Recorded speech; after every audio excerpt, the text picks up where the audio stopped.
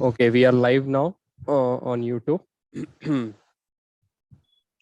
So, welcome everyone. Welcome Rohini madam.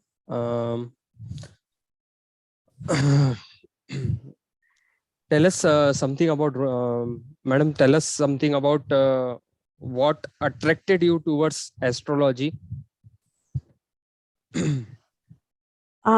Astrology शुरू से ही मेरे एक बहुत ही ज्यादा मेरा खिंचाव रहा है इस तरफ, लेकिन कुछ मेरी लाइफ में ऐसी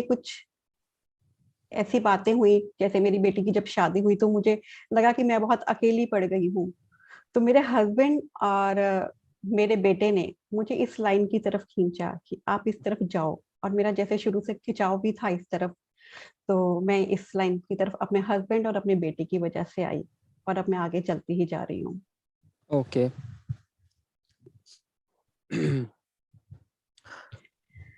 आप किस फील्ड में एक्सपर्टीज रखती हो मैडम?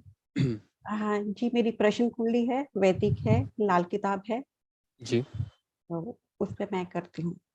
जी। आज हमें आप व्यूअर्स को हम क्या बताना चाहोगे? आज कौन से टॉपिक पे आप डिस्कस करना चाहोगे मैडम? आज मैं माँ दुर्गा के बारे में बताना चाहूंगी, क्योंकि कल जी का जो एक सेशन था उसमें आपने ही एक बात बोली थी जी कि नई आने वाली जनरेशन को कुछ नॉलेज कम है इस बारे में। जी तो मेरे भी जहन में ये बात बैठी कि हाँ, वाकई ही अ, बहुत कम लोगों को, जो नई जनरेशन आ रही, बहुत कम नॉलेज है उन लोगों को। तो मैं आज सोच रही थी कि मैं कुछ ऐसी आसान भाषा में, इजी वे से नई जनरेशन को कुछ ऐसी बातें बताऊं जो उनको नहीं पता।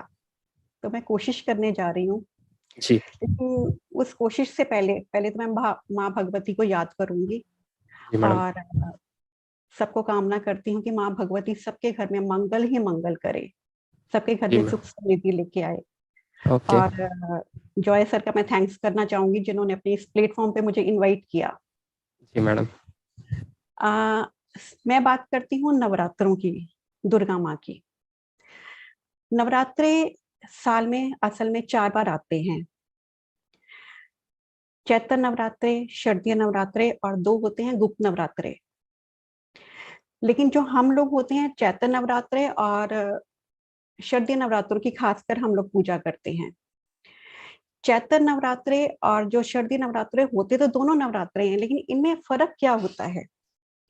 जो हमारे चैत्र नवरात्रे होते हैं, जब हम उसमें पूजा पाठ करते हैं तो उसमें हमें पूजा पाठ करने से हमें मानसिक तौर से मजबूती मिलती है और आध्यात्मिक इच्छाओं की पूर्ति होती है। लेकिन जो शारदीय नवरात्रे होते हैं, उनमें पूजा पाठ करने से हमारी संसारिक इच्छाओं की पूर्ति होती है। तभी आप देखिए कि जो शारदीय नवरात्रे होते हैं, उसी नवरात्रों के दौरान हम लोग डांडिया खेलते हैं, गरबा खेलते हैं। वो संसारिक इच्छाओं की पूर्ति के लिए होता है। ये तो बात हुई नवरात्रों के बारे में। अब मैं बताती हूँ कि माँ की उत्पत्ति कैसे हुई।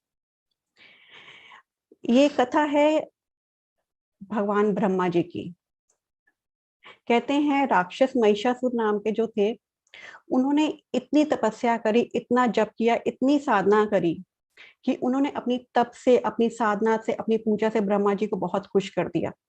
इतना खुश किया कि ब्रह्मा जी उन्हें वरदान देने के लिए मजबूर हो गए, और उन्होंने वरदान दिया कि तुम्हें कोई भी पृथ्वी का मनुष्य या कोई भी देवता तुम्हारा वध नहीं कर पाएगा। जैसे ही महिषासुर जी को यह वरदान मिला, उनका आंतक फैलना शुरू हो गया, आंतक ज्यादा करना शुरू कर दिया। इतना आंतक किया, इतना आंतक मचाया उन्होंने कि सभी देवता परेशान हो गए। जब सभी देवता बहुत परेशान हुए तो वो त्रिदेव के पास गए। त्रिदेव यानी ब्रह्मा, विष्णु, महेश। सभी देवताओं ने मिलकर त्रिदेव से प्रार्थना करी कि हमें इन आंतकों से बचाया जाए, इनके आंतकों से हमारा छुटकारा करवाया जाए। उस वक्त तीनों सभी ब्रह्मा, विष्णु, महेश जी ने अपनी एक योजना बनाई। उन्होंने सभी देवताओं से मिलकर एक एक शक्ति को मिलाकर एक उत्पत्ति की पैदाइश करी। जो वो सभी देवताओं की शक्ति को मिलाया और वहां से जो उत्पत्ति हुई, उसे माँ दुर्गा कहा गया, माँ शक्ति कहा गया। जैसा कि माँ शक्ति का नाम है, माँ दुर्गा का नाम है शक्ति। उन्होंने अपनी शक्ति दिखाई। 9 दिन लगातार उन्होंने राक्षस महिषासुर के साथ युद्ध किया और विजय प्राप्त करी। इसी के साथ एक और जो कथा सुनने को आती है कि भगवान श्री राम ने जब रावण के साथ युद्ध करना था तो उन्होंने माँ दुर्गा की आराधना करी और उनसे वरदान पाया कि वो रावण पर विजय पाए। वही बात हुई, माँ दुर्गा ने उनको आशीर्वाद दिया, उनको वरदान दिया और भगवान राम ने रावण पर विजय पाई। ये तो बात है माँ दुर्गा की उत्पत्ति कैसे हुई। अब माँ के 9 रूप हैं, जैसे हमारे 9 नवरात्रे हैं, माँ के 9 रूप हैं। वो 9 रूप हमारे 9 ग्रहों को भी दिखाते हैं। अगर हम उनके वो 9 रूपों की पूजा करें तो हमारे 9 ग्रह भी स्ट्रांग होते हैं। वो 9 रूप हैं, जैसे पहला माँ का रूप है शैलपुत्री माँ। शैलपुत्री माँ की अगर हम पूजा अर्चना करते हैं तो हमारे सूर्य देव को बल मिलता है, सूर्य ग्रह को बल मिलता है। दूसरा है ब्रह्मचारिणी, ब्रह्मचारिणी माँ की पूजा करने से शनि ग्रह को बल मिलता है। तीसरे हैं चंद्रघंटा, चंद्रघंटा माँ की अगर पूजा करें तो हमारे चंद्रमा को बल मिलता है। चौथे है कुष्मांडा, कुष्मांडा माँ की पूजा करने से हमारे बृहस्पति ग्रह को बल मिलता है। पांचवें है स्कंदमंत माता, स्कंद माता, स्कंद माता की पूजा करने से हमारे मंगल ग्रह को बल मिलता है। फिर है कात्यायनी, इससे हमारे शुक्र देव बलवान होते हैं। काल रात्रि से हमारे राहु देव को बल मिलता है। फिर है महागौरी, महागौरी से हमारे बुध देव स्ट्रांग होते हैं, बुध ग्रह को स्ट्रांग होते हैं। और आखिर में है सिद्धिदात्री, सिद्धिदात्री से हमारे केतु देव जो होते हैं उनको हमारे बल मिलता है। ये तो बात है माँ के 9 रूपों की। अब हमारे नवरात्रे जो हैं वो कुछ साइंस के साथ भी जुड़े हुए हैं। आपने देखा होगा जब भी नवरात्रे आते हैं तो चेंजिंग सीजन होता है और अक्सर लोग बीमार भी पड़ते हैं। अब चेंजिंग सीजन है और लोगों का बीमार पड़ना ये क्या है? असल में क्या होता है, जब नवरात्रे आ रहे होते हैं, जब नवरात्रे आते हैं तो जैसे अब ये सर्दी नवरात्रे, तो गर्मी जा रही है और सर्दी आ रही है। और चैत्र नवरात्रों में सर्दी जा रही होती है और गर्मी आ रही होती है। इसको हम कहते हैं ऋतु संधि, जिसको हम साइंस में कह सकते हैं जी चेंजिंग सीजन भी है। उसमें क्या होता है, असल में हमारे एटमॉस्फेयर में बहुत सारे जीवाणु इकट्ठे हुए होते हैं और जैसे ही अब जैसे सर्दी आ रही है तो वो जीवाणु को एक थोड़ी सी नमी मिलती है। जैसे ही उनको वो नमी मिलती है तो वो एकदम अटैक कर देते हैं। जैसे ही वो अटैक करते हैं लोग बीमार होना शुरू कर देते हैं। जिनकी तो इम्यूनिटी स्ट्रांग होगी वो बीमार नहीं होंगे, लेकिन जिनकी इम्यून सिस्टम वीक होगा वो लोग बहुत बीमार हो जाएंगे, उनको बीमारी घेर लेती है। लेकिन अगर इसी बात को हम लोग एस्ट्रोलॉजी लैंग्वेज में बोले तो हम कहेंगे जिसका लगन कमजोर है या लग्नेश कमजोर है वो लोग जल्दी बीमार पड़ते हैं। ये तो बात हुई साइंस के साथ ये कैसे जुड़ता है। अब माँ की सवारी है सिंह, लेकिन माँ जब धरती पे आती है तो वो हमेशा सिंह पे सवार होके नहीं आती। उनकी 4 सवारियां होती हैं। एक होती है हाथी, एक होती है घोड़ा, एक होती है डोली, एक होती है नाव। अब हमें कैसे पता चले कि माँ इस बार कौन सी सवारी में बैठ के आ रही हैं? अगर तो हमारा पहला नवरात्र जिस दिन होता है उसके ऊपर ये चीज आधारित होती है।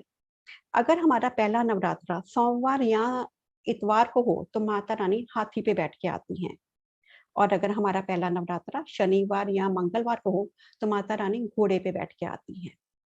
अगर हमारा पहला नवरात्रा वीरवार या शुक्रवार को हो तो माता रानी डोली में बैठ के आती है, और अगर हमारा पहला नवरात्रा बुधवार को हो तो माता रानी नैया में बैठ के आती है। अब हाथी, घोड़ा, डोली, नाव, अब इन सब का क्या मतलब है? ये हमें माता रानी क्या लेके आ रही है हमारे लिए, इसके बारे में थोड़ा सा बताते हैं। जैसे हाथी पे बैठ के आने का मतलब होता है कि जब आने वाला समय है उसमें बारिशें अधिक हो सकती हैं, सुख संपदा होगी, कुछ मिला जुला सा असर उसमें हमें पता चलता है। घोड़े पे बैठ के आने का मतलब होता है, ये घोड़ा जो होता है थोड़ा युद्ध को दर्शाता है, सत्ता की परिवर्तन थोड़ा सा दर्शाता है और थोड़ी सी अशांति दर्शाता है। माँ जो नाव में बैठ के आती है तो माँ सबकी मनोकामना पूर्ण करने के लिए आती हैं, और जो डोली पे बैठ के आती है उस वक्त हमें थोड़ी सी बीमारी का भय रहता है, थोड़ा सा जन धन की हम कह सकते हैं कि हानि का डर रहता है। ये तो बात होगी माता रानी के आने की। अब माता रानी ने वापस भी तो जाना है, वापस जाने के लिए भी तो उनको सवारी चाहिए। माता रानी जब जाती हैं तब भी उनकी 4 सवारियां होती हैं। एक होती है भैंसा, एक होती है मुर्गा, एक होती है हाथी और एक होती है मानुष। अब इसका हम कैसे पता करेंगे अब माता रानी वापसी किस सवारी पे कर रही हैं? वो भी दिनों के आधार पे होता है। अगर तो हमारी घट स्थापना तो जैसे मैंने बताया कि जिस दिन नवरात्रे शुरू हो, लेकिन जो माता रानी की जाने की सवारी होती है वो हमारा जो लास्ट नवरात्रा होता है उस दिन के आधार पे होती है। अगर समापन माता रानी की पूजा का समापन सोमवार या रविवार हो तो माता रानी की सवारी होती है भैंसा, और अगर समापन शनिवार या मंगलवार हो तो माता रानी की सवारी होती है मुर्गा। अगर समापन बुधवार या शुक्रवार हो तो सवारी होती है हाथी, और अगर गुरुवार को समापन हो तो माता रानी की सवारी होती है मनुष्य। अब इनका क्या मतलब है? इनका मतलब है भैंसे की अगर सवारी करके माता रानी जाती है तो वो दिखाती है कि जो अब आने वाला समय है उसमें थोड़ा रोग रहेगा, थोड़ा शोक रहेगा। और अगर माता रानी की सवारी जाते वक्त मुर्गे की हो तो वो दुख और कष्ट को दिखाता है। माता रानी की सवारी अगर मनुष्य की हो तो वो सुख और शांति की ओर इशारा करती है। अब जैसे ये नवरात्रे चल रहे हैं, इस पर माता रानी हाथी पे बैठ के आई हैं और मुर्गे पर बैठ के जाने वाली हैं। इसका ये मतलब है। ये तो बात हुई माता की सवारी की। अब माता रानी आई हैं तो हमारे घर में पूजा पाठ व्रत तो होगा ही।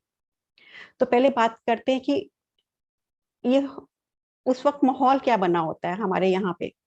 जब माता रानी आती है सबके घरों में पूजा पाठ काफी कुछ चलता है। असल में अगर हम इसको देखे जाए तो हमारे एनवायरनमेंट में कॉस्मिक एनर्जी जो होती है वो बहुत ज्यादा होती है उस वक्त। जब हम पूजा पाठ करते हैं उस कॉस्मिक एनर्जी को हम हांस कर लेते हैं। जैसे ही वो हमारे अंदर प्रवेश करती है तो हम हमारे अंदर जो ध्यान है वो ज्यादा लगना शुरू हो जाता है। अब हम व्रत करते हैं तो व्रत का मतलब क्या है? व्रत के लिए असल में अगर साइंस के हिसाब से देखा जाए तो हम लोग अपनी बॉडी को, जो हम गर्मियों में जैसे अब सर्दी नवरात्रे हम गर्मियों में जो कुछ भी खा चुके हैं, मतलब ठंडी चीजें ग्रहण कर चुके हैं, उसको हमने अपने मौसम के हिसाब से अपनी बॉडी को डिटॉक्स करना होता है। आने वाले सर्दी के मौसम के लिए हमें अपनी बॉडी को तैयार करना होता है। अगर इसको मैं इजी लैंग्वेज में बोलूं तो जैसे किसी बर्तन में कोई चीज रखी होती है और उसी बर्तन में हमने दूसरी चीज को डालना है, तो हम क्या करते हैं, पहले उस चीज को निकालेंगे, उस बर्तन को धोएंगे, उसको सुखाएंगे, पोंछेंगे, फिर उसके अंदर नई चीज को डालेंगे। वही हाल हमारी बॉडी का है। हमने वर्त फास्टिंग इसीलिए हमारी होती है, फास्टिंग इसीलिए हम लोग होती है कि जो हमने पहला सब कुछ पिछले मौसम में खाया है उसके बाद डिटॉक्स करके हम अपनी बॉडी को आने वाले मौसम के लिए, आने वाली नई चीजों के लिए हम लोग तैयार करें। असल में व्रत का ये मतलब होता है। अब व्रत हुआ, पूजा भी तो होगी, माता रानी आई तो पूजा के बिना कैसे हो सकता है। अक्सर मैंने देखा है लोगों को पूजा का मतलब नहीं पता, खासकर नई जनरेशन का। लोग घरों में होते हैं, कई किसी बच्चे की जैसे सपोज इंटरव्यू ही होती है, माता रानी अम्मा उनकी मदर बोलेंगे कि बेटा तुम आज इंटरव्यू के लिए जा रहे हो तो माता रानी को माथा टेक के जाना। और बच्चे क्या करते हैं, फटाफट मंदिर जाते हैं और हे माता रानी आज मेरी इंटरव्यू है, प्लीज प्लीज प्लीज मुझे पास कर देना, प्लीज प्लीज प्लीज मुझे पास कर देना। ऐसा वो कह के माथा टेक के वापस आ जाते हैं और मम्मी हम माथा टेक आए हैं। क्या ये माथा टेकना हो गया? क्या ये पूजा करनी हो गई? नहीं। आपने मंदिर जाना है, आप मंदिर जाइए, माता रानी की मूर्ति के आगे खड़े होइए। खड़े होने के बाद अपनी आंखें कभी बंद मत करिए। आप माता रानी की मूर्ति को निहारिए, माता रानी के रूप को अपने अंदर बस जाने दीजिए। माता रानी का स्वरूप को देखिए, माता रानी के आभा को देखिए, माता रानी के श्रृंगार को देखिए, माता रानी ने क्या वस्त्र पहने हैं, किस ढंग से वो तैयार हुई हैं, उनके रूप को अपने अंदर बस जाने दीजिए। उसके बाद आप मंदिर में एक तरफ जाके बैठिए, फिर अपनी आंखें बंद करिए, फिर अपने सांसों से, अपने मन से कामना करिए। क्योंकि जब आप मंदिर में मूर्ति के आगे खड़े होते जाते ही आप आंखें बंद कर लेते हैं और तब आप देखिए आपके होंठ हिलते हैं। प्रार्थना करते वक्त हमेशा आपके होंठ हिलेंगे। माता रानी होंठों की भी सुनती है, लेकिन जो आवाज हमारे अंदर से, हमारी सांसों से निकलती है, उसकी तो क्या बड़ी बात है, उसकी तो माता रानी बहुत ही जल्दी सुनती हैं। ये तरीका होता है माता रानी के पास मंदिर जाके प्रार्थना करने का। आप आंखें बंद कभी मत करिए, हमेशा आंखें खोल के माता रानी को निहार के अच्छी तरह अपने अंदर बस जाने के बाद फिर आप उनसे प्रार्थना करिए, तब आप उनसे कामना करिए। अब जैसे हम लोग घर में लेडीज हैं, पाठ करती हैं, नवरात्रे हैं, पूजा पाठ करती हैं। आपने दुर्गा स्तुति पढ़ी होगी, दुर्गा स्तुति में कुछ लाइन्स हैं, शुद्ध अवस्था में ना पढ़ियो, अपने संग अनर्थ ना करियो, शुद्ध वस्त्र शुद्ध नीति कर, भगवती के मंदिर में जा पढ़। इनका क्या मतलब है? शुद्ध वस्त्र और शुद्ध नीति कर, ये नहीं कि सुबह उठो, जल्दी उठो, नहाओ धो तैयार हो और माता रानी के आगे पाठ करने बैठ जाओ। ये शुद्ध नहीं है, ये शुद्धता नहीं है। उसमें स्पेशल लिखा गया है, अशुद्ध अवस्था में ना पढ़ियो, अपने संग अनर्थ ना करियो। इसका क्या मतलब है? इसका मतलब है कि हमें पूरी तरह से अपने आप को प्योर करके माता रानी के आगे पेश करना है। अब पूरी तरह से हम अपने आप को शुद्ध कैसे करें?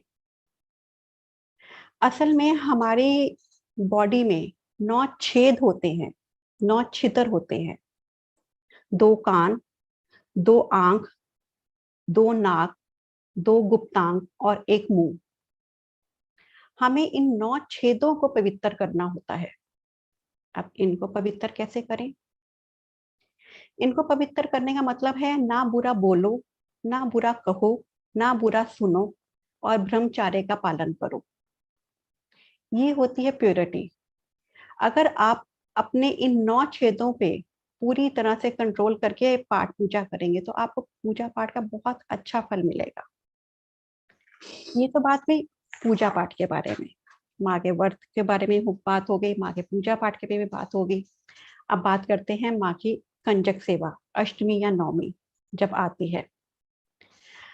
अष्टमी या नवमी को हम लोग कन्या पूजन करते हैं। पहली बात तो कन्या पूजन तब करनी चाहिए, उन कन्याओं से के साथ मिलकर करनी चाहिए जो कन्याएं छोटी होती हैं, 8 या 9 साल की। उनको पूरी तरह से श्रद्धा से अपने घर में बिठाकर कन्या पूजन करनी चाहिए। जो चैत्र नवरात्रे होते हैं, जो उसकी नौवीं होती है, उस दिन भगवान श्री राम का जन्म हुआ था। उस नौमी को राम नौमी कहा जाता है। लेकिन जो शारदीय नवरात्रे की नौमी होती है, उस नौमी पे माँ दुर्गा ने और भगवान श्री राम ने विजय प्राप्त करी थी, तो इसको महानवमी कहा जाता है। ये फर्क है रामनवमी का और महानवमी का। अब कन्या पूजन है। कन्या पूजन को जो मैं एक छोटा सा टिप यहाँ पर जरूर देना चाहूंगी, जब भी हम कन्या पूजन करते हैं तो कन्या पूजन करते वक्त हमेशा क्या करें, जो कन्या पूजन आप कर रहे हैं उस वक्त कन्याओं की चरणों को स्पर्श जरूर करिए, कन्याओं के पांव को हाथ जरूर लगाइए। कन्या को आप जब भी आप कन्या पूजन करते हो, कन्या को बिठाइए, उनको मीठा दीजिए। मीठे के साथ साथ हमेशा कन्याओं को थोड़े से कॉइन्स, जो सिक्के हम जिसको कहते हैं, वो जरूर देने चाहिए। कन्या पूजन करने के बाद आप कन्याओं को बोलिए कि जाते वक्त हमारी पीठ को थपथपा कर जाए। इससे हमारा बुध ग्रह बहुत ही अच्छा होता है।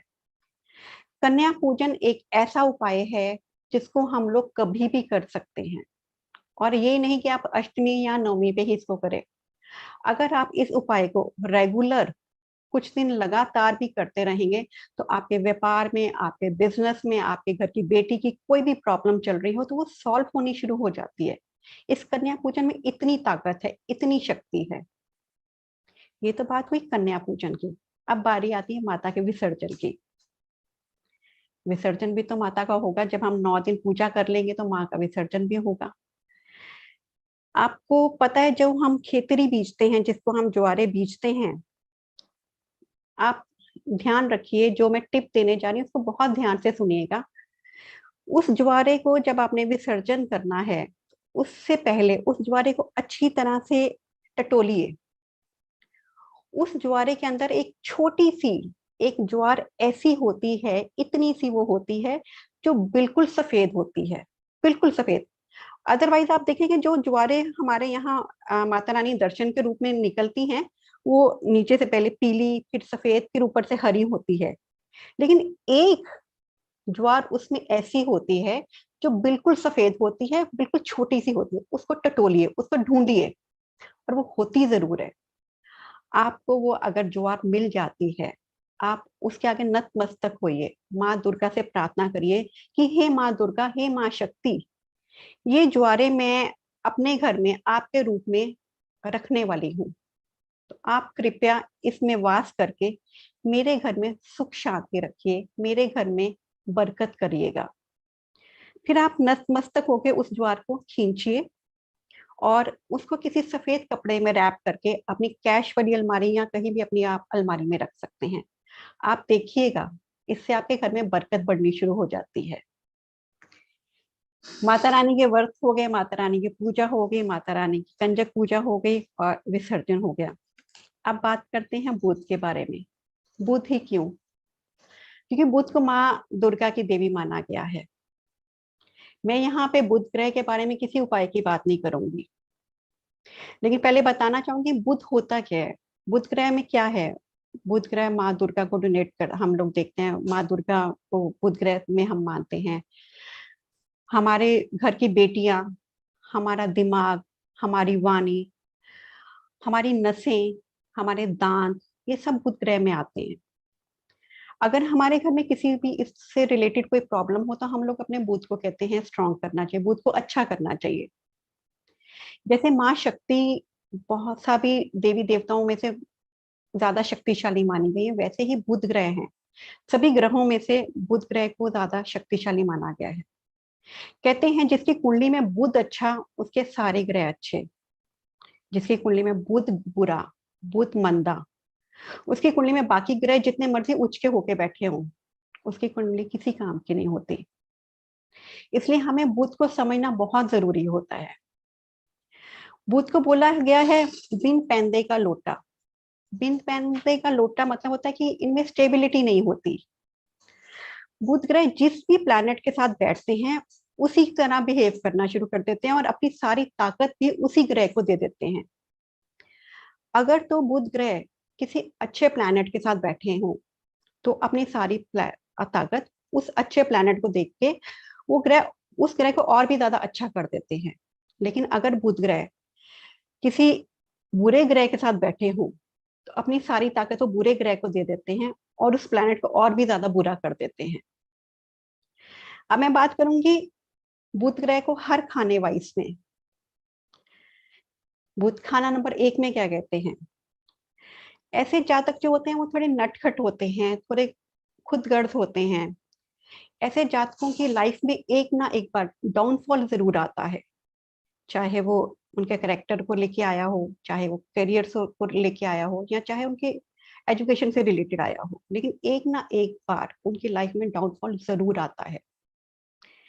ऐसे इंसानों की एक आदत होती है कि वो हमेशा दूसरों की बातों में बहुत जल्दी आ जाते हैं और दूसरों की बातें सुनकर ही वो अपनी लाइफ को आगे व्यतीत करना शुरू कर देते हैं। तो ऐसे इंसानों के लिए मैं प्रिकॉशंस में यही बोलूंगी कि उनको दूसरों की बातों से बच के रहना चाहिए, दूसरों की बातों में नहीं आना चाहिए। अब बात करें खाना नंबर 2 के बुध की। खाना नंबर 2 के बुध वाले बहुत ज्यादा ज्ञानी होते हैं। ये लोग बहुत सोच समझ के बोलते हैं, लेकिन वो सबको सुनते हैं पहले, फिर खुद सोच समझ के बोलते हैं। और वो जब भी बोलेंगे इतनी फतेह की बात बोलेंगे, सब लोग उनको सुनते रह जाते हैं। ऐसे लोगों की बोलवानी बहुत मीठी होती है और बड़े हाजिर जवाब होते हैं। ऐसे लोगों की एक निशानी होती है कि ऐसे लोग हमेशा पेन रखने के शौकीन होते हैं, लेकिन अक्सर इन लोगों के पेन जो है वो खो जाया करते हैं। इनके लिए जो प्रिकॉशन है, इनको कभी भी किसी से पेन गिफ्ट में नहीं लेना चाहिए। अब मैं बात करूंगी खाना नंबर 3 के बुध की। खाना नंबर 3 के बुध वाले बहुत ही जबान के कड़वे होते हैं। इनको लाल किताब में बोला गया थूकने वाला कोड़ी। ऐसे इंसानों को दिन के समय इनके साथ ठगी या वारदात होने की संभावनाएं हमेशा बनी रहती हैं। ऐसे लोगों के लिए जो प्रिकॉशन है, उनको कभी भी साउथ फेसिंग घर में नहीं रहना चाहिए। खाना नंबर 4 के अगर बुध की बात करें तो खाना नंबर 4 के लोग जो होते हैं बहुत दिल के कमजोर होते हैं, छोटी छोटी बातों पे टेंशन ले लेते हैं, बहुत जल्दी टेंशन में आ जाते हैं, बहुत जल्दी घबरा जाते हैं। ऐसे लोगों की जो प्रिकॉशन होती है, इनको अपने घर में हरे रंग का उपयोग नहीं करना चाहिए। खाना नंबर 5 के बुध की अगर हम बात करें तो खाना नंबर 5 के बुध वालों का इनके मुंह से निकला हुआ शब्द जो होता है ब्रह्म वाक की तरह होता है। इनके जुबान से निकला हुआ शब्द दुआ या बदुआ किसी को बहुत जल्दी लग जाती है। अगर ये किसी को दुआ दे दें वो भी बहुत जल्दी लग जाती है, किसी को अगर बदुआ दे दें तो वो भी बहुत जल्दी लग जाती है। ऐसे लोगों में लेडीज क्वालिटीज बहुत ज्यादा हो जाती है। इनमें कोई ना कोई लेडी क्वालिटी जरूर होती है, जैसे नेल्स को बढ़ा लेते हैं कई लोग, या डांस के शौकीन हो जाते हैं, या खाना बनाने के शौकीन हो जाते हैं। इनके लिए जो प्रिकॉशन है, इनके लिए प्रिकॉशन है कभी भी किसी को बद्दुआ नहीं देनी चाहिए। खाना नंबर अगर 6 के बुध की बात करें तो ऐसे लोग जुबान के बहुत ही अच्छे होते हैं, गुड स्पीकर होते हैं। जब ये बोलते हैं इनकी वाणी में इतना तेज होता है, जैसे खाना नंबर 2 के बुध वाले, ऐसे लोग बहुत अच्छे एस्ट्रोलॉजर्स भी होते हैं। जब ये बोलेंगे तो लोग इनको सुनने के लिए बेचैन रहते हैं कि कब ये बोले और हम इनको सुने। ये लोग बहुत ही ज्यादा कहते हैं इंटेलिजेंट होते हैं। इनके लिए जो प्रिकॉशन होती है, इनको नॉर्थ फेसिंग घर में नहीं रहना चाहिए, और ना ही इनको अपनी बहन या बेटी की शादी नॉर्थ डायरेक्शन की तरफ करनी चाहिए। खाना नंबर 7 के अगर बुध की बात करें तो खाना नंबर 7 के बुध को पारस बोला गया है। पारस यानी दूसरों को सोना बनाने वाला पत्थर। ऐसे इंसान जो होते हैं, लोग इनसे फायदा उठा के ले जाते हैं, लेकिन जब इनको जरूरत पड़ती है कोई भी इनके काम नहीं आता, कोई इनको फायदा नहीं देता है। इनके रिश्तेदार, इनके दोस्त, इनके मित्र जितने भी होते हैं, इनसे फायदा उठा के चले जाते हैं। ये लोग बहुत ही ज्यादा ब्रांड पसंद लोग होते हैं, इनको ब्रांडेड कपड़े पहनने के बहुत शौकीन होते हैं ये लोग बहुत ही ज्यादा कैलकुलेटिव माइंड होते हैं। मैथ्स में इनके मैथ्स बहुत अच्छा होता है ऐसे लोगों का। इन लोगों की जो प्रिकॉशन दूंगी वो है कि इनको कभी भी पार्टनरशिप में काम नहीं करना चाहिए, और ना ही कभी जिंदगी में किसी को पैसा उधार देना चाहिए। खाना नंबर 8 के अगर बुध की बात करें, खाना नंबर 8 का बुध बहुत बुरा होता है। ये लोग खुद तो तबाह होते ही हैं, लेकिन जो इनके सर्कल में भी होते हैं ये उनको भी तबाह कर देते हैं। लेकिन ऐसे लोग, एक तो इनके पेट में प्रॉब्लम रहती है, इनका पेट गड़बड़ रहता है, पेट में प्रॉब्लम रहती है। दूसरा, खाना नंबर 8 के बुध वालों को विदेश से कमाई जरूर होती है, या इनको विदेश से गिफ्ट जरूर आते हैं। इनके लिए प्रिकॉशन यही है कि नॉनवेज से इनको बच के रहना चाहिए, शराब मदिरा से इनको परहेज रखना चाहिए। खाना नंबर अगर 9 के बुध की बात करें तो इनको कोड़ी बोला गया है। खाना नंबर 9 का बुध बहुत ही ज्यादा शक्तिशाली होता है। इस बुध में सारे ग्रहों को बांधने की शक्ति होती है। अगर ये हम लोग कंट्रोल कर ले तो हमारी कुंडली बहुत अच्छी हो सकती है। ऐसे लोगों के घरों में अक्सर पीर दरगाह के वहां से कोई ताबीज, धागा या भभूति, जिसको हम वहां से लाई हुई राख भी कहते हैं, वो अक्सर इनके घरों में पड़ी हुई मिलती है। इन चीजों से इनको परहेज रखना चाहिए, और इनको चाहिए कि इस किसी भी साधु संगतों की सेवा ना उनकी संगति में ना रहे।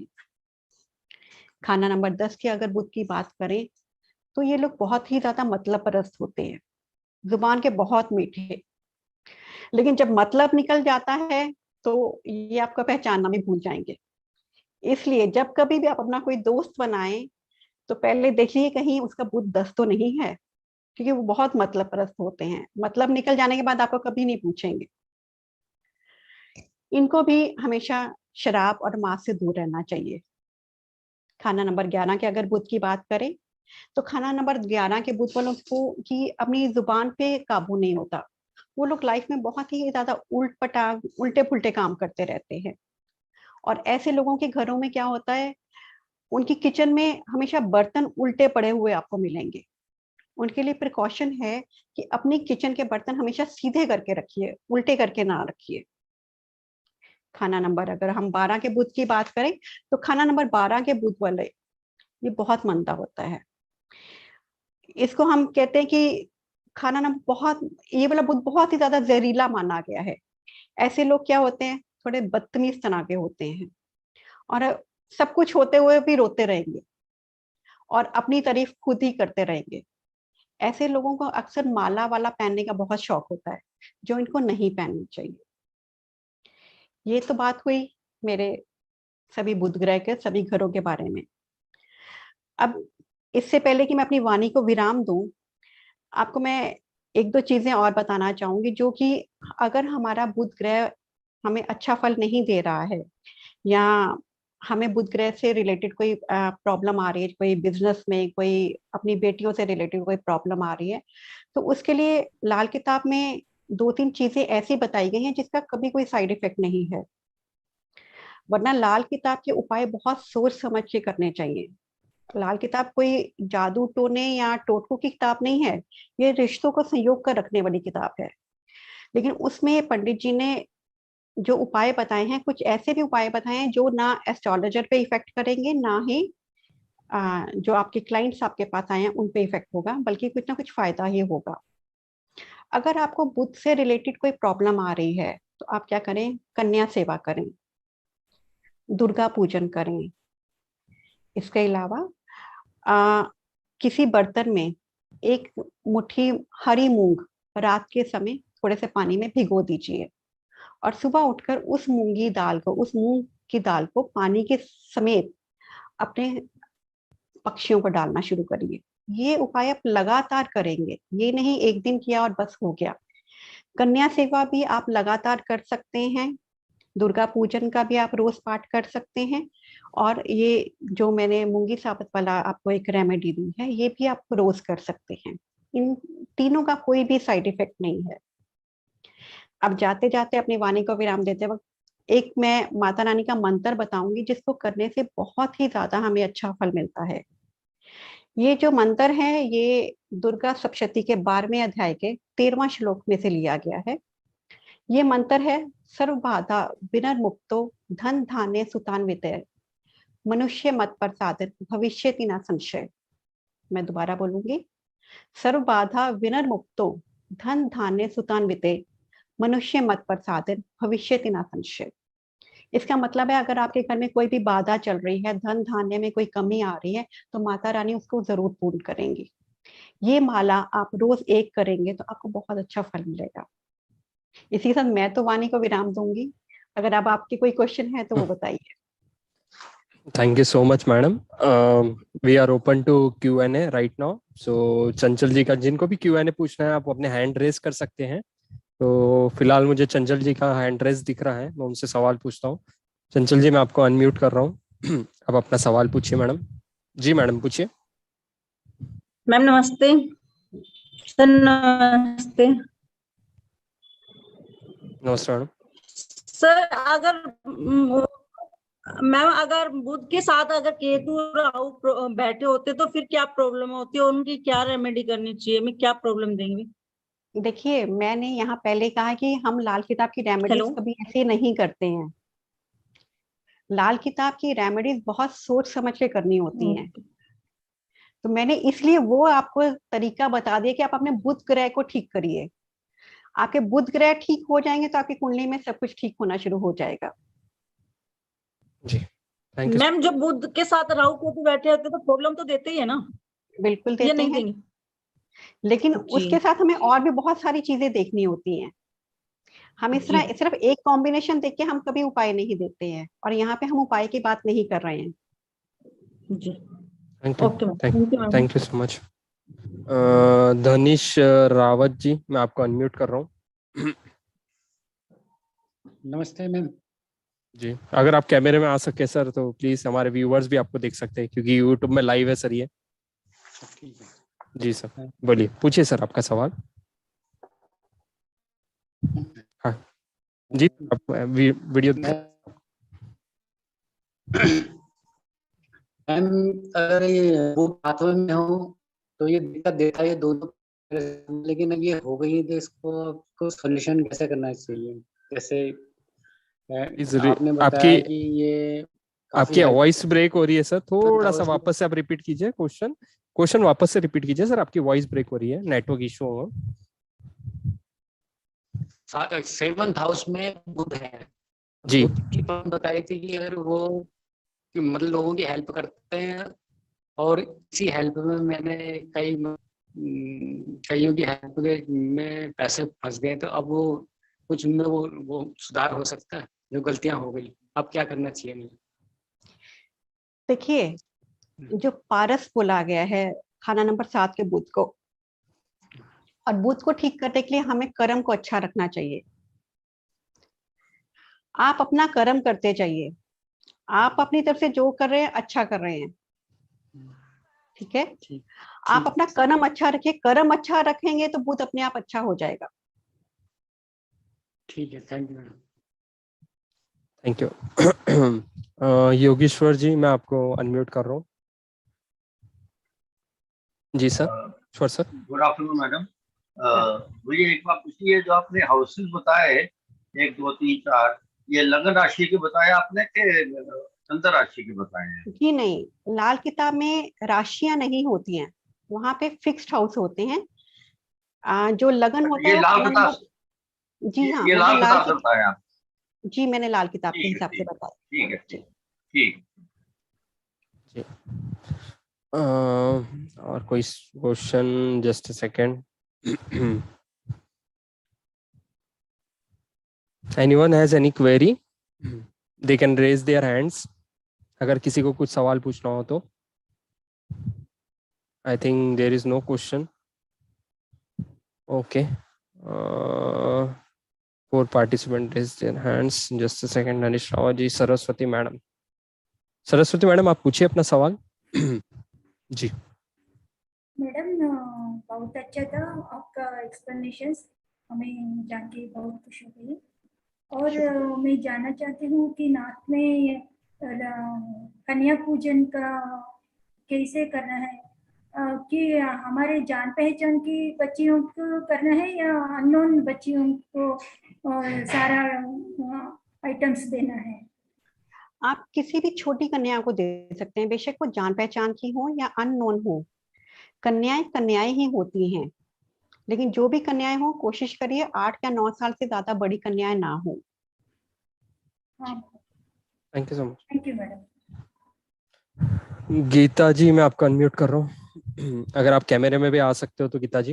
हाँ जी सर, उस पे नहीं आ रही मैं, पर ऐसे ही मतलब अभी मेरे उस पे चार्जिंग नहीं है। तो मेरा क्वेश्चन ये है मैडम से कि जैसे उन्होंने कहा कि मरकरी 8वें घर में वो करता है, 8वें जो 12th हाउस में, ये क्या पूरी मतलब लाइफ लॉन्ग खराब रहता है, जो कुछ मतलब पीरियड रहता है कि किस एज तक, 33 इयर्स तक, या कब तक खराब रहता है? देखिए, मैंने एक बात अभी बोली है, मरकरी को ठीक करने के लिए एक सबसे बड़ा तरीका है अपने कर्मों को अच्छा करना। जी।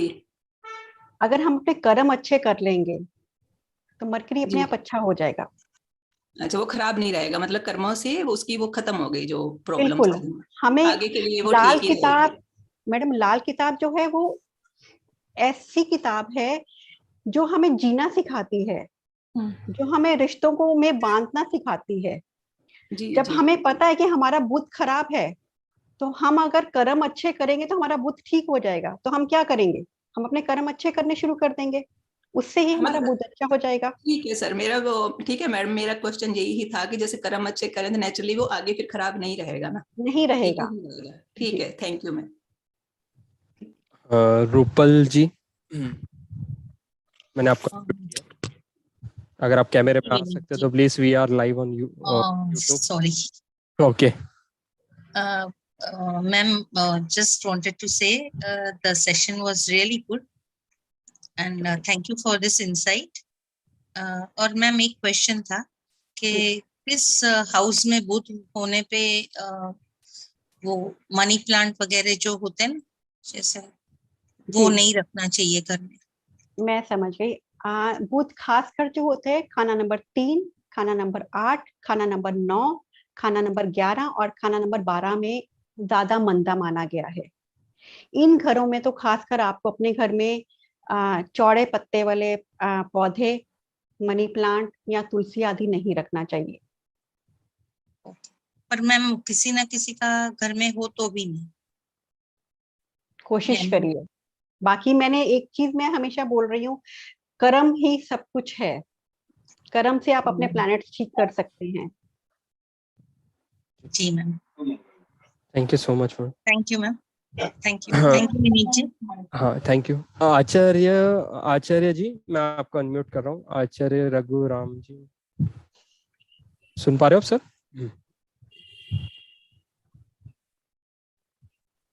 हाँ sir. Sir, happy afternoon. First, I want to thank you for giving this opportunity. Thank you so much sir. I'm sorry to say I got a call from Worshipful Master. So in Okay. between that section, I missed one valuable information. So No, can I request you to call you separately, or can I get the recording? it's already live on YouTube, sir. You are already live on YouTube. You are getting famous today, sir. A lot of calls will be getting you, sir. You are already famous right now. You are on YouTube live, sir. Oh, okay, okay. So Okay. even yeah, it was very valuable. And Yes, sir. one thing I want to thanks Madam is, I Yes. believe two things are there. One is destiny. Before Ji. born, we are already created from the soul family, and Okay. it is just like preparing the plan for the building. And second Okay. one is when Madam is saying about the karma. When we are doing the karma, it will take care of that Mercury, that Budh. That is the free will. Just like when we are doing the construction, we can do it alternative. I Okay. believe in that, and definitely we will be there. And main one is, what is the role in that Rahu? Because now we are the balanced Navaratri is Rahu, Jupiter, and Saturn. So what is the role of the Rahu, and for that what we have to do? Sir, यहाँ पे हम राहु की या remedies की बात नहीं कर रहे हैं, लेकिन मेरी एक ही बात है कि हर प्लैनेट को ठीक करने के लिए आप उससे रिलेटेड। अभी एक और आ रही है, एक सेकंड, आप अनम्यूट। जी मैम। जैसा कि मैंने बता रही हूँ कि यहाँ पे हम लोग रेमेडीज की बात नहीं कर रहे हैं। Yes. रेमेडीज कभी भी एक प्लैनेट या एक कॉम्बिनेशन को देख के नहीं की जाती हैं। Yes. सबसे बड़ी बात है, आप अपने कर्म को ठीक रखिए। बिल्कुल। और एक टिप मैं इसी बात पे और दे देती हूँ, अगर आपने जिस भी प्लैनेट को ठीक करना है, आप उससे रिलेटेड उस रिश्तेदार की सेवा करनी शुरू कर दीजिए, आपको वो प्लैनेट खुद ब खुद अच्छा हो जाएगा। फॉर एग्जाम्पल, राहु का रिश्तेदार कौन है? आपके ससुराल वाले। अच्छा, ओके, वंडरफुल, ओके, ओके, या, Okay. Anyone else? Sir, just a second. Even for doing all the 9 planets, now I got Rahu is Sasral. What about 8th and 9th, Jupiter and Saturn? For them, what is the relationship? Sir, Jupiter हैं आपके पिता, या Jupiter हैं आपके पुरोहित, आपके कुल पुरोहित। आप उनकी सेवा करिए जी। और शनि है आपकी लेबर, आपके घर के नौकर चाकर, उनको खुश रखिए। Wow, it's very, very useful, because I am always practicing to experience the oneness and making the difference in people's life. I am not limiting for one or two people. Those who are unknown also, I am here to support them to fulfill whatever thing. And one of the thing means it is very valuable for me, but for the supporting the other people, when I can know about all the 1 to 6 also, because 7th you say that father-in-law, mother-in-law, and 8th is father and Purohit, and 9th is the neighbor. And as the learner, I would like to know 1 to 5, 1 to 6. Is it the right time, or can I talk to you separately? We would be making a separate session for that, sir. In every house, there is actually Lal Kitab has lot of grammar. No, I am the learner actually. Yes, now, sir. Yes, sir. We would be creating interest further, sir, but would be a different and different. No, only the relationship only. I'm not talking about the entire section, because the time is very limited. Yes, I should sir. not hijack other people also on the cube if they want to speak. So Surely, can I sir. talk to you separately? Surely in the next session, we would be bringing such topics, sir, which would enlighten you in future session. Wow. So thanks for joining, sir. Thank you so much. Next, anyone? Any question? Bhanu Verma ji. Okay. Bhanu ji. I am unmuted. Thank you, sir. जी Good afternoon, ma'am. Thank you for the wonderful session. I wanted to have two queries. एक है कि ma'am अगर जैसे हम कन्या पूजन घर पे ना कर सकें, अगर हम जैसे हमारे घर के लोग हैं कोई जिनको हम देना चाहें लेकिन हम पर्सनली ना दे पाए, तो क्या हमारी मदर उनको हमारी तरफ से दे सकती हैं? बिल्कुल दे सकती हैं। ठीक है। और दूसरी चीज है कि मैम जैसे फर्स्ट हाउस में मून है, ठीक है, और वो बुध की राशि है, तो वो क्या बुध जो है क्रूर ग्रह के साथ तो नहीं है लेकिन अच्छे ग्रह को भी खराब करने में लगा हुआ है, क्योंकि वो एनमिटी रखता है मून से, तो वो क्या उसका प्रभाव बुरा रहेगा बुध का, या जैसे आप कह रहे हैं कि अपने कर्म अच्छे करते रहो तो प्लैनेट अच्छा अपने आप हो ही जाएगा? बिल्कुल। आपको बुध ग्रह के लिए मैंने 2-3 जैसे चीजें बताई हैं, माँ दुर्गा की पूजा, माँ कन्या सेवा। इसके अलावा मैं एक और बता देती हूँ, बुध ग्रह को अच्छा करने के लिए क्या करें, आप अपने घर की बेटियां और बहनों को हमेशा मीठा देते रहिए। हमेशा आप उनके घर जब भी जाती हैं मीठा लेकर जाइए, और जब भी वो आपके घर आती हैं उनको मीठा देकर भेजिए। ठीक है। इस बात से भी आपके बुध ग्रह को बहुत अच्छा बल मिलता है। Right ma'am. और मैम जैसे आपने ये भी बताया कि तीन बुध वाले ठीक नहीं है, जैसे तो उनका बुध ठीक करने के लिए क्या रेमेडी कर सकते हैं? दुर्गा पूजा। और अगर वो पूजा में विश्वास ही ना रखता हो पर्सन? पक्षियों की सेवा। नहीं, वो मतलब इन चीजों में ना करे तो हम उनकी तरफ से कर सकते हैं। वो पर्सन जिसका बुध 3 है वो इन चीजों में नहीं कुछ करता, तो उसकी जगह हम कर सकते हैं क्या? देखिए, लाल किताब जो कहती है वो कहती है कि खून के रिश्तेदार आपका उपाय कर सकते हैं, अगर तो आपका उनके साथ कोई खूनी का रिश्ता है, ठीक है, स्पाउस हो लेकिन खून का रिश्ता नहीं है, नहीं खून का रिश्ता तो नहीं है, तो फिर आप नहीं कर सकते। मतलब मैं अपने बेटे से करवा सकती हूँ? हाँ, बेटे से करवा सकती है। तो ठीक है, वो मेरा बेटा मेरे हस्बैंड के लिए कर सकता है? बिल्कुल कर सकते हैं। ठीक है, thank you so much ma'am. Okay. Next question is from Preeti ji. Preeti ji, I am unmuting you. Please, can you come on camera if it is possible? We are live on YouTube. Preeti ji, I am audible.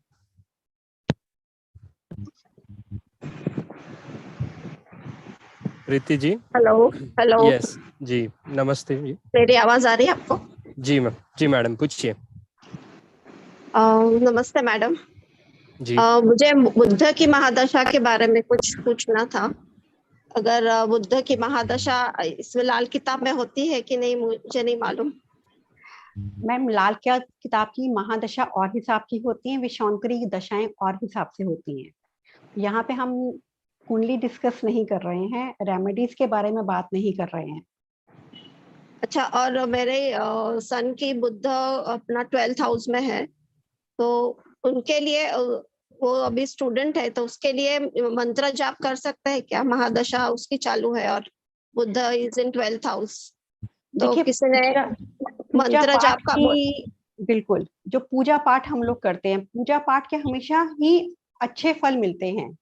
मंत्र जाप करिए, आपको मैंने मंत्र जो दिया है बहुत अच्छा वाला मंत्र दिया है, आप इसकी चैटिंग करिए, रोज की एक माला करिए, आपको बहुत अच्छा फल मिलेगा इसका।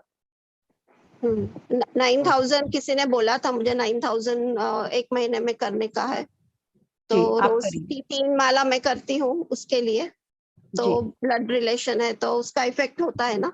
बिल्कुल होता है। Okay, thank you. Thank you so much. Neelam madam, your query. Thank you so much Rohini ji for joining this. Ma'am, आप मुझे कुछ टिप बताएंगे नवरात्रि के लिए, जो हम छोटे बच्चों को जब कंजक पे बिठाते हैं, तो क्या हमें कुछ ऐसा स्पेशल दे जो उन बच्चों के लिए भी फायदेमंद हो और देने वाले के लिए? अगर आप बच्चों को देना ही चाहते हैं तो बच्चों को कॉपियां दीजिए, बच्चों को पेंसिलें दीजिए, बच्चों को मीठा दीजिए। जरूरी नहीं कि आप हर बार रोज, अगर आपने कंजक पूजा करनी है तो आप रोज हलवा ही बनाएं, आप उनको बिस्किट्स दे सकते हैं, आप उनको हरे रंग वाली टॉफियां दे सकते हैं। अगर आप उनको बिस्किट दे रहे हैं तो बिस्किट का हमेशा ध्यान रखिए, बिस्किट रैपर में ही लपेटा हुआ नहीं देना चाहिए, उसको बीच में से निकाल कर उनके आप हाथ में दीजिए। आपको बिस्किट्स का दान करना है, मीठा का दान करना है, आपको रैपर का दान नहीं करना है। I usually give all these things in कंजक, क्योंकि बच्चे आजकल ये छोले पूड़ी तो खाते नहीं है, मैं ज्यादा तो यही देती हूँ, बिस्किट, मैगी एंड मैगी नहीं, मैगी नहीं, हाँ, बच्चों को हमेशा मीठा दीजिए, कन्याओं को, बहनों को, बेटियों को हमेशा मीठा दीजिए। Okay, thank you so much, ma'am, thank you so much. Okay Kiran ji, I am unmuting हूँ। जी किरण मैडम पूछिए आपका सवाल, अगर आप कैमरे में आ सकते हो तो कैमरे में आ जाइए। नमस्ते मैम। जी ma'am, I want to know, can we give fruits? Fruits दे सकते हैं, बिल्कुल दे सकते हैं, कोई भी fruits, there is no this thing की फ्रूट्स।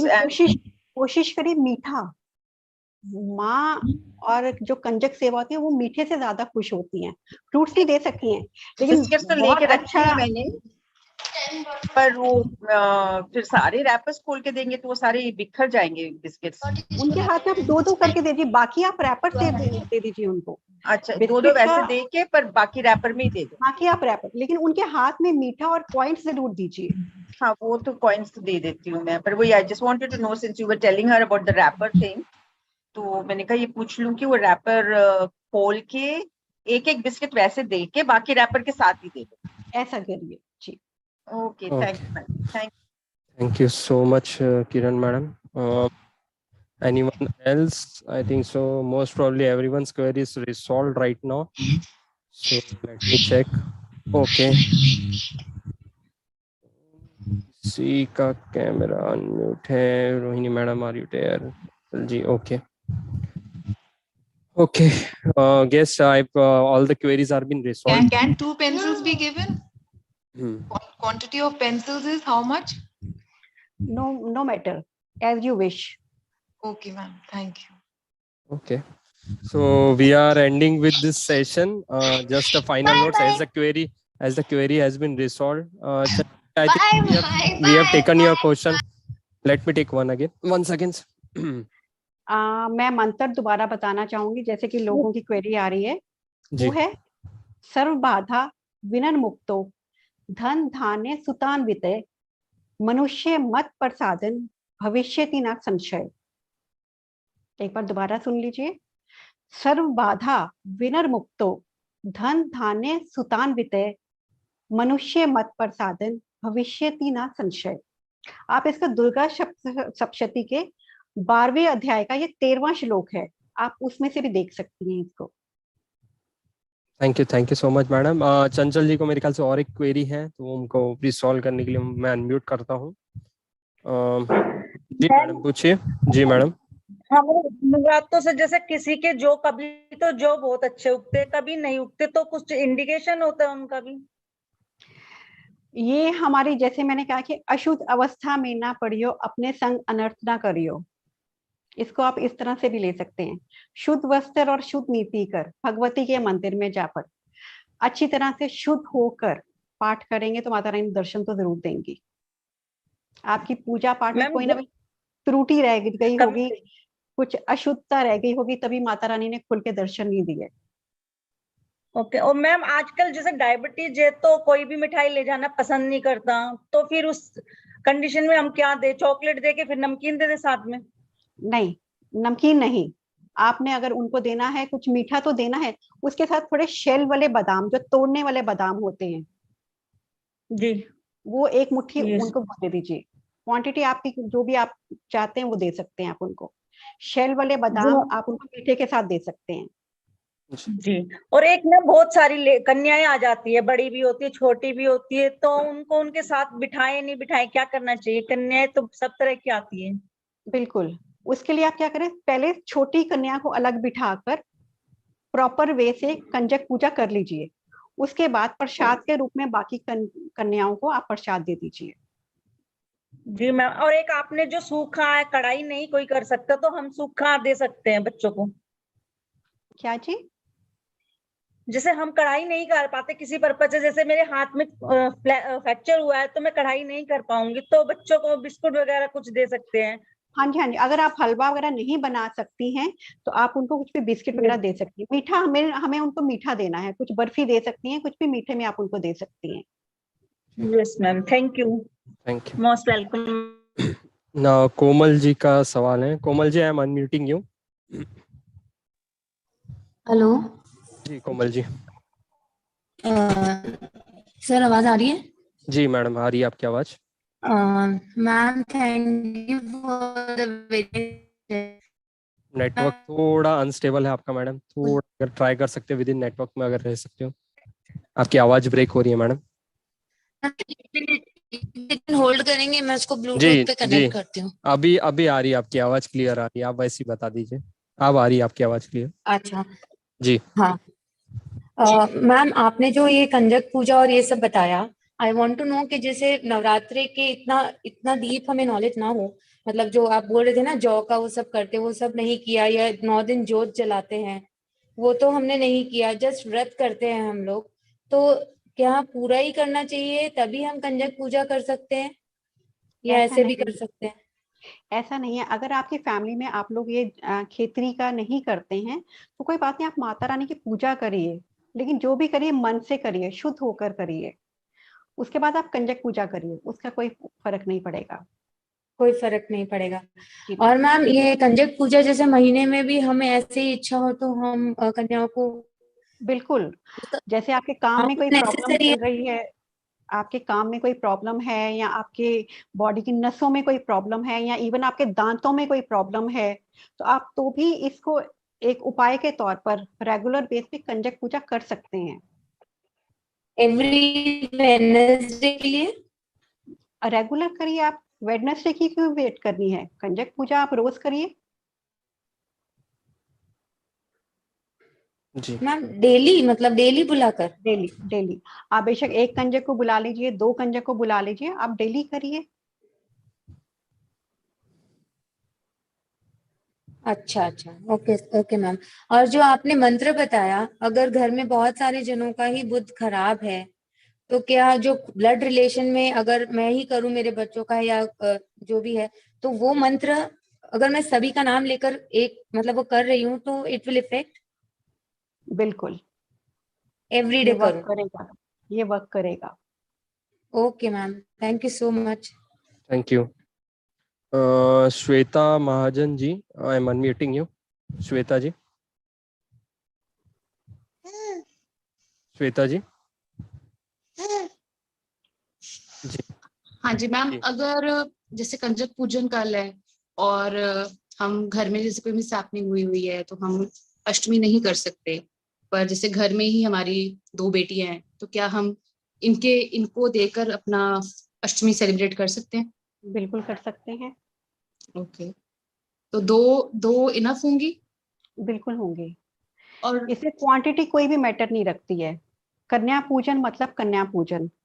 ओके, लेकिन कोशिश करिए, अगर तो जैसे माँ के 9 रूप हैं, अगर तो आपको 9 कंजकें मिल जाती हैं फिर तो बहुत ही अच्छा है।